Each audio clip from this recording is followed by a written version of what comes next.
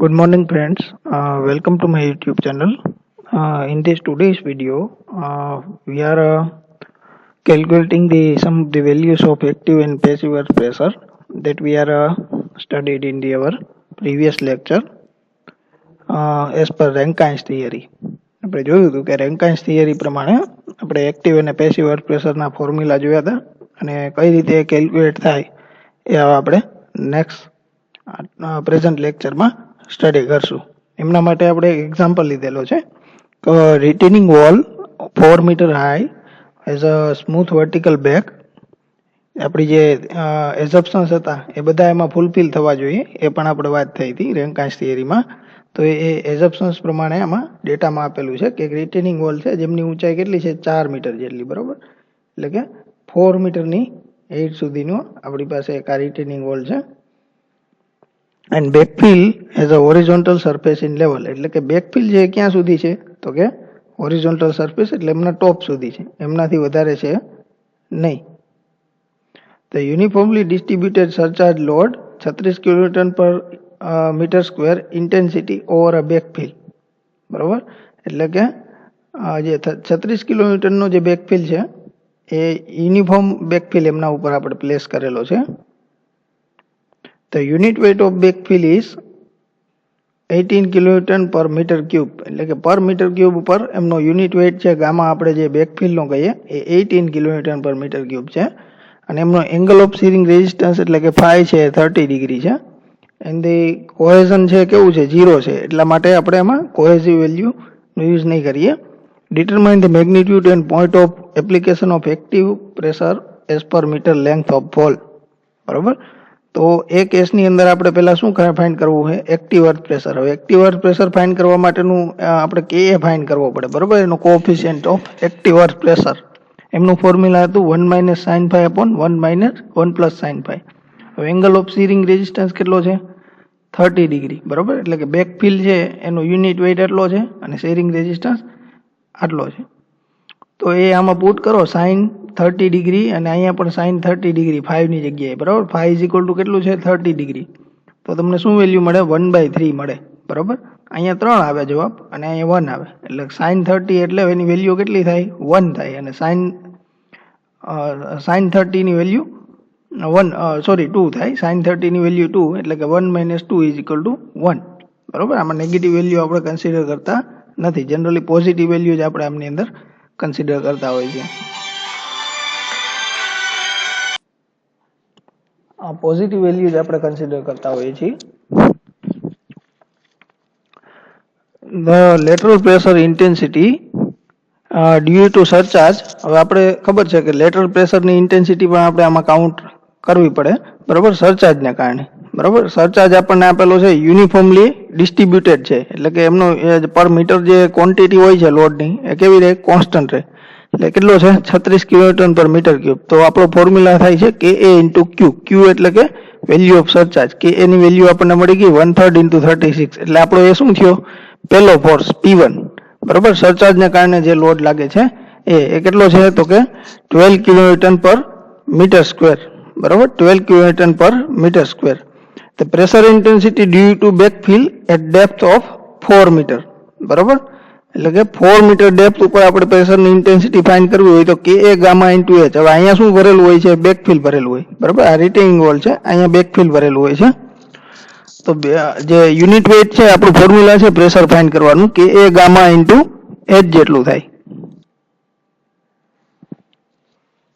હવે વેલ્યુ આપણે પુટ કરીએ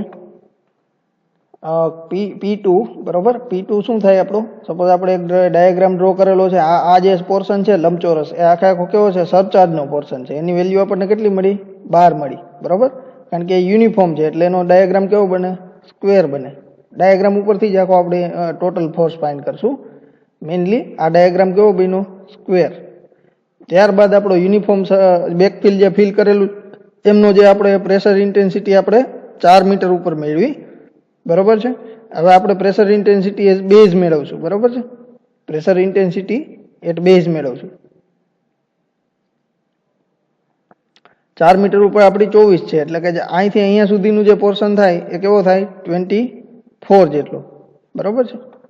હવે પ્રેશર ઇન્ટેન્સિટી બેઝ માટે આપણે P1 તો કરવાનું જ પ્લસ આપણે શું કરવાનું P2 કરવાનું એટલે કેટલું મળે આપણને 36 બરાબર આ બંનેનો આપણે સમેશન કરવાનું pressure intensity due to backfill at a depth of 4 meter બરાબર 4 મીટર એટલે કે આપણી ટોટલ હાઈટ કેટલી હતી 4 મીટર રિટેનિંગ વોલની એટલે 4 મીટર ઉપર મેળવીએ એટલે શું થાય અહીંયા આપણને ટોટલ જે ડેપ્થ આપણે ઊંધું કાઉન્ટ કરવાનું રિટેનિંગ બોટમથી ટોપ નહીં કાઉન્ટ કરવાનું ટોપથી બોટમ સુધી જોવાનું બરાબર છે એટલે કે જેમ નીચે જ આવે એમ ઇન્ટેન્સિટી વધતી જાય બરાબર સપોઝ અહીંયા તમે 1 0 રાખો તો શું વેલ્યુ આવે 0 એટલે કે ટોપ ઉપર કેવી વેલ્યુ હોય 0 હવે તમે અહીં 1 મીટર 2 મીટર 3 આપણે બેઝ ઉપર ફાઇન્ડ કરવી છે એટલે આપણી ટોટલ પ્રેશર ઇન્ટેન્સિટી બેઝ કેટલી થાય આ સરચાર્જને કારણે લાગે એટલી અને પ્લસ આપણું જે બેકફિલ છે એમના કારણે લાગે એટલી એટલે total pressure intensity 36 kilonewton per meter square આપણને જોવા મળે બેઝ ઉપર હવે આપણે ટોટલ ફોર્સ ફાઇન્ડ કરવાનો આવે છે એક જ મિનિટ ઓકે હવે પ્રેશર ડિસ્ટ્રીબ્યુશન ડાયાગ્રામ આપણો છે આને શું કહેવાય આપણો પ્રેશર ડિસ્ટ્રીબ્યુશન ડાયાગ્રામ હવે P1 ને કારણે જે આપણે ઇન્ટેન્સિટી આપણને મળે કેટલી મળે એટલે કે આમનો એરિયા બરોબર આ લંબચોરસનો એરિયા કેટલો થાય 12 ગુણ્યા 4 બરોબર છે 12 મલ્ટીપ્લાય બાય 4 એટલે કે 12 એની વેલ્યુ 4 એની 8 એટલે આપણને શું મળે 48 કિલોન્યુટન ઇન્ટુ મીટર સ્ક્વેર આ આપણો શું મળે P1 ટોટલ પ્રેશર જે આપણું ટોટલ રિઝલ્ટન્ટ પ્રેશર છે કેટલું હોય 48 શેના માટે તો કે આટલા એરિયા માટે હવે ત્રિકોણનો એરિયા 1/2 બેઝ ઇન્ટુ 8 થાય એટલે 1/2 24 ઇન્ટુ 4 બરોબર એટલે કેટલું મળે આપણને 48 કિલોન્યુટન પર મીટર અને ક્યાં એક્ટ કરે તો કે 4/2 બરોબર આ જગ્યા ઉપર આપણને આમનું એક્ટિંગ જોવા મળે શા માટે 4/2 કારણ કે આમનું જે આપણે પ્રેશર ઇન્ટેન્સિટી એ મિડ ઉપર લાગે બરોબર શેપ ઉપર હોય આપણે જેની સેન્ટર ઓફ ગ્રેવિટી જ્યાં પોઈન્ટ આપણો શેપ હોય ત્યાં એક્ટ કરે એટલે કે સેન્ટર ઓફ ગ્રેવિટી ચોરસની ક્યાં હોય તો કે વચ્ચે હોય એટલે 4/2 એટલે 2 મીટર ફ્રોમ ધી બેઝ બરોબર અથવા તો 2 મીટર ફ્રોમ ધી ટોપ પણ તમે કહી શકો હવે જે આ ત્રિકોણ છે એમનું પ્રેશર આપણે કાઉન્ટ કરવું હોય તો એમના માટે 48 કિલોન્યુટન ઇન્ટુ મીટર આટલો ફોર્સ છે એ એક્ટ કરે હવે એ કઈ જગ્યાએ એક્ટ કરે તો કે 1/3 ઇન્ટુ 8 બરોબર 1/3 8 ઉપર એ એક્ટ કરે એટલે કે આપણી આની ટોટલ હાઈટ કેટલી છે 4 મીટર આ ત્રિકોણની બરોબર 1/3 ગુણ્યા 4 એટલે 1.33 મીટર ફ્રોમ ધી બેઝ એટલે કે અહીંયા 1.33 મીટરે એક્ટ કરે ટોટલ પ્રેશર આપણે ફાઇન્ડ કરવું હોય તો P ઇઝ ઇક્વલ ટુ આપણું P1 પ્લસ P2 એટલે 48 પ્લસ 48 એટલે 96 kilonewton per meter length of hall અને રિઝલ્ટન્ટ ફોર્સ આપણે એમનો ફાઇન્ડ કરવો હોય અબોવ ધી બેઝ તો આપણે શું ફાઇન્ડ કરીએ મોમેન્ટ ફાઇન્ડ કરીએ બરોબર એટલે કે અહીંયા 48 લાગે છે તો 48 ગુણ્યા 2 અને અહીંયા કેટલું લાગે છે 48 ગુણ્યા 4/3 એટલે કે 1/3 અથવા 1.33 પણ તમે લઈ શકો બરોબર 48 ગુણ્યા 1.33 એટલે ટોટલ રિઝલ્ટન્ટ પ્રેશર તમને મળે ડિવાઈડ બાય તમારું ટોટલ પ્રેશર કરો એટલે રિઝલ્ટન્ટ પ્રેશર તમને 1.67 મીટરે મળે બરોબર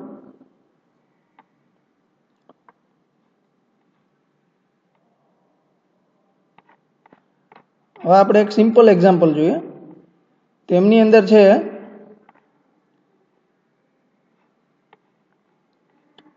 compute the intensities of the active and passive earth pressure at the depth of 8 meters in a dry cohesionless sand with an angle of internal friction of 30 degree and unit weight of 18 kilonewton per meter cube.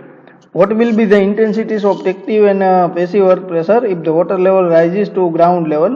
Take the saturated unit weight of sand as a 22 kilonewton per meter cube. હવે આપણી dry soil છે જે dry soil એમના માટે આપણે active અને passive બંને અર્થ pressure find કરવાના કીધા છે તો આપણે બંનેના કોએફિશિયન્ટ ફાઇન્ડ કરવા પડે તો એક્ટિવ અર્થ પ્રેશરનું ફોર્મ્યુલા છે 1 - sin phi upon 1 + sin phi અને પેસિવ અર્થ પ્રેશરનું ફોર્મ્યુલા છે 1 + sin phi upon 1 - sin phi બરોબર છે તો એ ફોર્મ્યુલાને આપણે ફિલઅપ કરીએ તો એમનું વેલ્યુ આપણને મળે પહેલા માટે 1/3 અને બીજા માટે મળે 3 બરોબર આપણને 1 - sin phi અને 1 + sin phi આ બંનેની વેલ્યુ આપણે કાઉન્ટ કરવાની કારણ કે આપણો angle of internal friction 30 degree આપેલો છે અને unit weight 18 kilonewton per metre cube આપેલો છે what will be the intensity of active and passive earth pressure if the water level rises to the ground level KP કેટલો મળે આપણને 1/Ka, એમને શું કહેવાય? કેપી કહેવાય. કે નું વ્યસ્ત કરીએ અને શું મળે આપણને? કેપી મળે. બરોબર, કારણ કે ફોર્મ્યુલા બંનેના સેમ છે, ખાલી પ્લસ માઇનસનો ફેર છે. તો 1/3 હોય એ શું થઈ જાય? 3.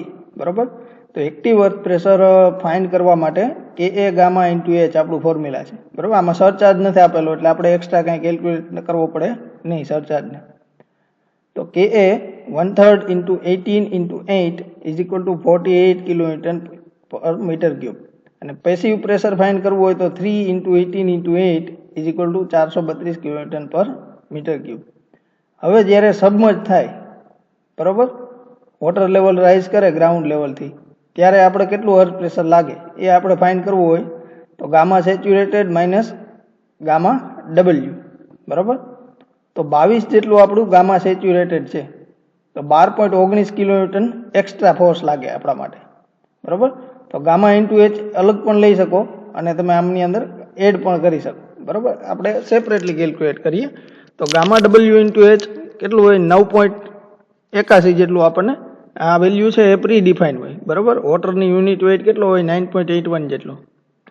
અને H કેટલી છે? 8 મીટરની હાઇટ. હવે આવી જ્યારે સબમર્જ થાય બેકફિલ ત્યારે એમની યુનિટ વેઇટ કેટલી થાય?